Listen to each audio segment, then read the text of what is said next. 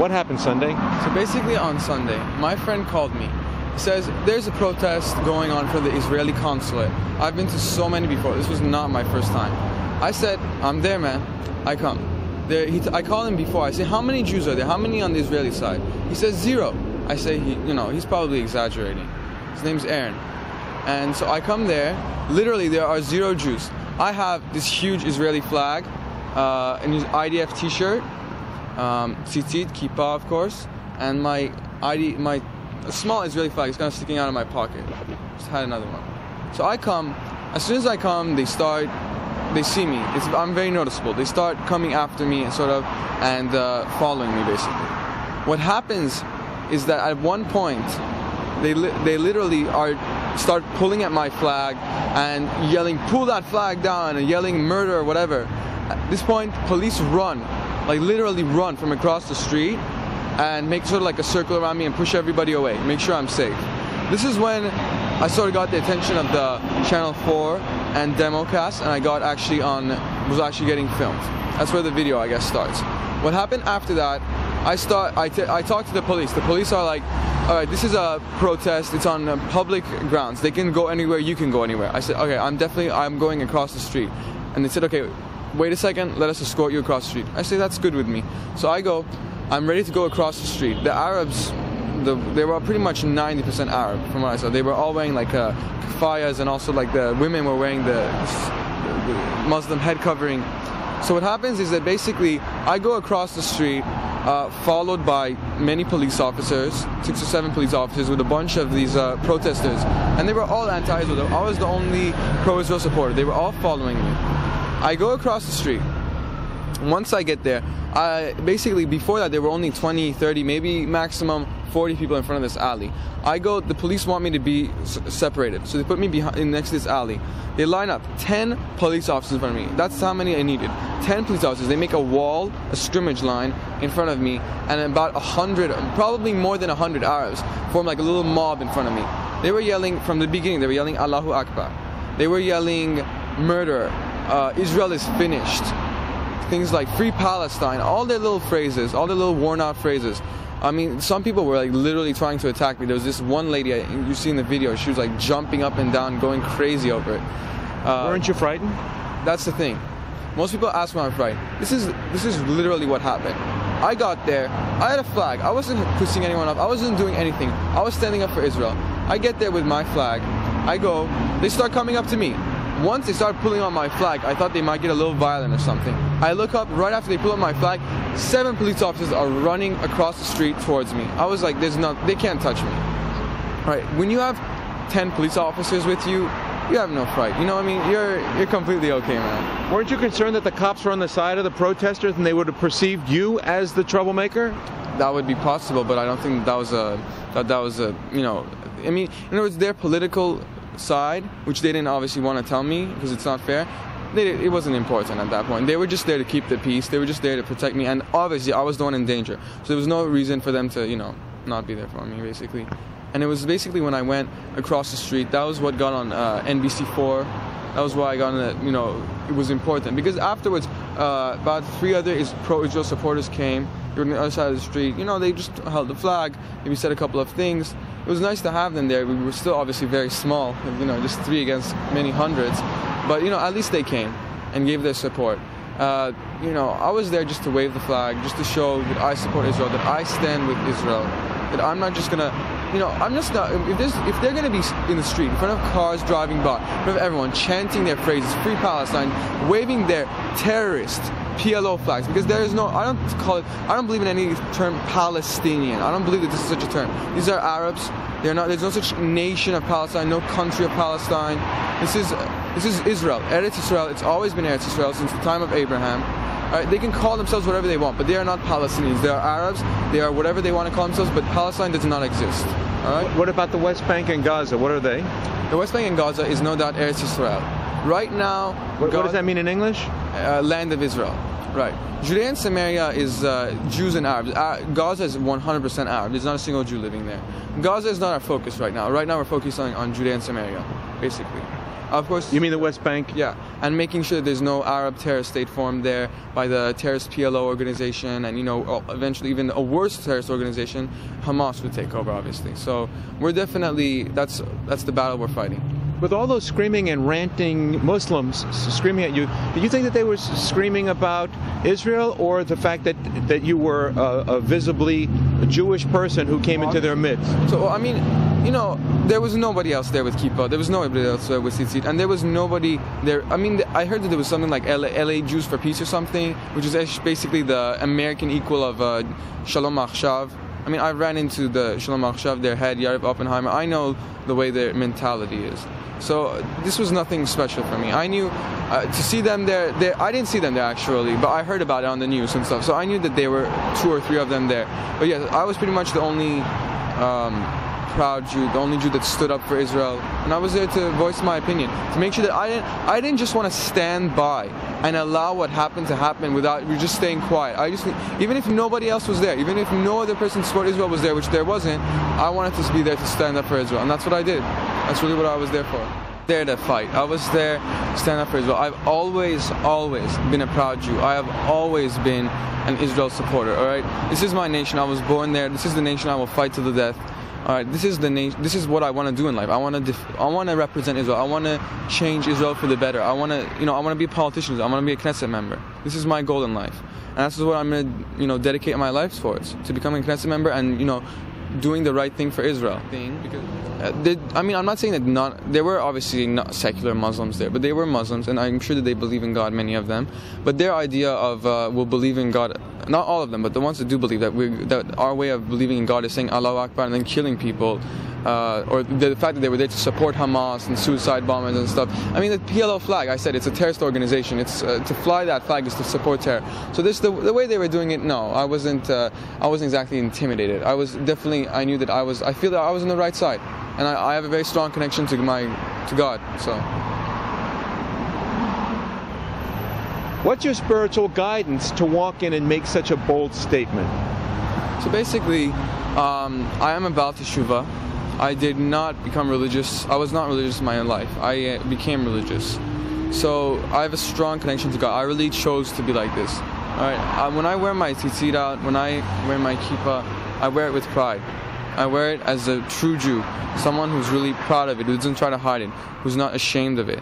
All right, and no one should be ashamed of it. I'm really there to represent my country, and that was what I was doing. Really, spiritually, I wasn't going there to pray necessarily, but yes, I prayed mincha before I went and Arvit after. How often do you pray? I'm a religious Jew, so I pray 3 times a day, shachrit, mincha, and Arvit. I pray before I eat and after I eat, all the Jewish things. Do you put on tefillin? Of course. Why not? How often? Every day that it's necessary. In other words, not on Shabbat, of course, on Yom Tov, but yes, definitely I put on tefillin every day. Do you feel like you had some kind of special protection going in? Well, obviously, I don't think that. I think that this is the thing. My life is, all our lives are in a way a service to God, right? We're here to do for a purpose that God put us on this world. All right, I think that my purpose is doing sort of like what I did there, not always necessarily protesting, but really defending Israel, representing Israel, helping Israel. This is what I want to do in life, and not just from diaspora. Obviously, I'm just trying to get out of here as soon as possible, right? I want to be in Israel, changing Israel from the country itself. So definitely, I think that that's my God-given mission on life, and that's what I want to do in life, definitely. Basically, when going there, I knew exactly what the protest was about. It was obviously to say Israel is a criminal, a murderer, they did what was wrong, la la la la. Basically, this is what I believe from what I heard. Right? Israel has a naval blockade of Gaza. Gaza is part of Eretz Israel. We had control of that. Right now, it's completely Arab. We don't want to have anything to do with that area. Nevertheless, Gaza has still the ability to affect us by sending rockets and killing our civilians and things like that. So we still need to have some sort of authority over it to make sure that people aren't sending weapons there. So Israel very simply said, if you want to bring aid to Gaza, you need to go through us first. You cannot go through Gaza first, because everybody knows for many years Israel has had a naval blockade of Gaza. That's the way it is. And would Israel need to inspect the shipments going through to Gaza? for the same reason that we have proof of that they were right. Basically, on this ship there were batons, there were knives, and that's just attacking the soldiers. We don't know what else they had, we don't know. Now we do, obviously, but before we didn't know. They could have been bringing rocket-making material, cement to be used to, further injure civilians. Which Hamas has plenty of. Don't worry, they don't need that. But we don't need to make it worse. We don't need to have every rocket attack every day or something. So basically, at this point, what Israel was trying to do is make sure that Israeli citizens were going to be safe. That this material that was going into Gaza wasn't going to be used to hurt Israelis. It wasn't going to be used to kill Israelis. And they can't go through a naval blockade, which they did try to do. And Israel stopped them. And instead of obliging, because they knew that they were doing something that they knew they weren't supposed to be doing, they started attacking Israeli soldiers. They used batons, they used knives. Thankfully, no Israeli soldiers were killed. There are some in critical condition and many injured. But basically, they started attacking Israeli soldiers. And the Israeli soldiers had paintball guns. What were they supposed to do with those kind of things? Fight a war with those? This was no war. This was just trying to stop a ship. That was all they were trying to do. All right? Look who was on the ship, though. There was Knesset member, Arab Knesset member, Zoabi. She is if you know about the Arab Knesset members, I don't need to tell you. Basically, the Arab Knesset members in Israel from the Arab parties are representatives of the Arab public, and they have their place in the Knesset is not welcome, basically. Just look at where she was. She was on this ship, and her colleagues also. What do you mean the Arabs are not welcome in the Knesset? The Arabs serve in the Knesset. Right. No, I'm talking about these Arabs, like Ahmed Tibi. Not Arabs as in... those who are opposed to a Jewish state of Israel? Arabs who support Hamas. Arabs who support killing Jews. Arabs who support Hezbollah. These are not Knesset members for Israel. These are Knesset members for Hamas and Hezbollah and Syria that are in the Israeli Knesset. This is people like Zoabi. This is people like the former aide of Yasser Arafat, Ahmed Tibi. This is people like, other people who... Bishara and all of these, Barakesh from Balad. These people, what was it? Bishara, I think he was the one that fled from Israel because he was a spy for Hamas and a spy for Hezbollah during the Lebanon-Israel war in 2008. So, when I say that, and then of course there was Rahed Salah, who's the head of the Islamic Northern Branch in Israel. He has been a provocateur since, we have had so much trouble with him in Israel. And he was there. What's your family heritage, first of all? Your family. Where do your grandparents come from? My father was Iraqi. Grandparents? Yes. So my father was Iraqi. He came from Iraq, but he was born in Israel. All right. My mother came from Iran. Both of her parents, obviously. And I'm talking about, for both sides, it's both of their parents. My mother came from Iran, and after being born in Iran and living there for many years, she moved to Israel, and I was born in Israel. What do you think is the problem that the Muslims had there? Is it and the leftists who were there? Do you think that their problem with you was Israel's behavior, or do you think it goes beyond that? I hadn't really done anything to them. I was just there with a flag and with an IDF T-shirt, just representing Israel, and they were just going crazy. But you were also there openly representing Judaism. I was. I don't think it took long for them to realize I was wearing a kippah or to see my tzitzit, dangling outside. That was very obvious for them. So that really fired them up, basically. They weren't going to each other doing that. They saw me, and that was where they really got offhand. And your parents, they came from Islamic countries in the past. What have they imparted with you about their experience as a Jewish minority among a Muslim majority? Right. So I do speak Farsi. I'm very involved with Iranian things. I live in Los Angeles, where there's a large Iranian community. I know about the situation with the Islamic countries. I come from a Sephardic, Middle Eastern, Islamic country background. So I know exactly where I'm coming from, where what situation Israel is in a way. So yeah, they experienced a lot of anti-Semitism. Right now in Iran, with Ahmadinejad and stuff, you could see exactly what's going on with Israel. And really our hopes are just that we can survive through this and, win in a way. What do you suppose they were reacting to besides the Israeli flag you carried? Basically, the fact that I was Jewish. All right, you had a bunch of Arabs here. They had the Muslim head covering for women, and the Arabs, they had their keffaya, the Arafat style keffayas and all that stuff. They were there as Muslims they're screaming Allahu Akbar. They were there as so-called Palestinians again, as Arabs, to represent what they believed in, their side. I was there to represent my side. All right, I was alone, but I was there still to represent my side. I was a Jew. I'm an Israeli, and I was there just to do that. And yes, that really fired them up. That was their main reaction. Is just, What do you think their goal for Israel would be? Peaceful coexistence with a Palestinian state? My goal is not a Palestinian state. My goal is... No, I'm asking, what do you think? Right. What do you think the protesters' objective? You think they're seeking a Palestinian state to coexist side by side with Israel? No, because a Palestinian state is the end of Israel. Once you have, look at what happened with Gaza. All right, if you imagine that with the whole Judea and Samaria, where Israel is surrounded and where the Arabs feel now we have the upper hand. Israel would never... What happened with Gaza? What are you talking about? What happened with Gaza? Well, Gaza, what happened was the Gush Katif expulsion. You're talking about when the Israelis, when Jews lived in Gaza. Tell me about that. That's the problem we have right now with Gaza and the Castile operation. Basically, up until 2005, there was a vibrant Israeli Jewish community in Gaza, in Gush Katif and in other places, but mainly Gush Katif. What happened was then Prime Minister Ariel Sharon said, we're going to disengage, basically expel the Jews of this area, because we believe that this is our concession to the Arabs towards peace, to appease them, basically. Towards making peace.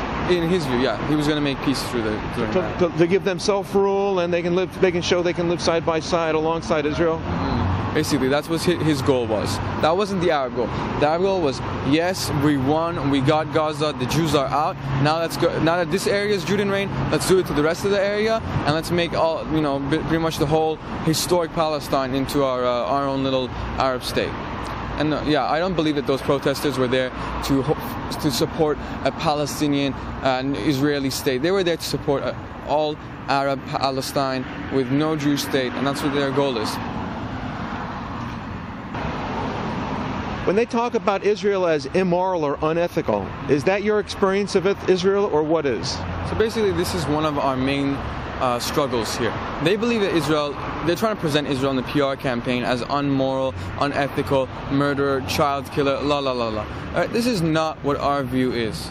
Our view is that Israel is the moral light onto the nations, that Israel is showing the nations what to do. All right, other nations would not come on with paintball guns. They would not just stand there and wait for their soldiers to be beaten with batons and potentially murdered before they said, okay, they just threw one of our soldiers overboard where he could have been seriously killed.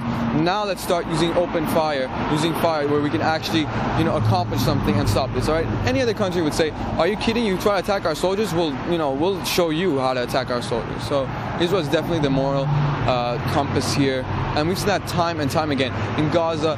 Spending so much money in the Castile operation, telling people, please leave your homes, we're going to bomb your homes. No other country does this. And then they want to blame us for civilians that died. Many times it was their own fault. If there are problems in Gaza, whose fault is it? Definitely Hamas, definitely the Gazan people as a whole for electing Hamas to represent it, saying that this is our group, this is what we believe in, that we want to destroy Israel. If you want to destroy Israel, then what are you doing next to us? Why are you doing here? We have nothing to do with you. If you want to destroy Israel, then forget about it. Right? You have no hope. Israel is here to stay.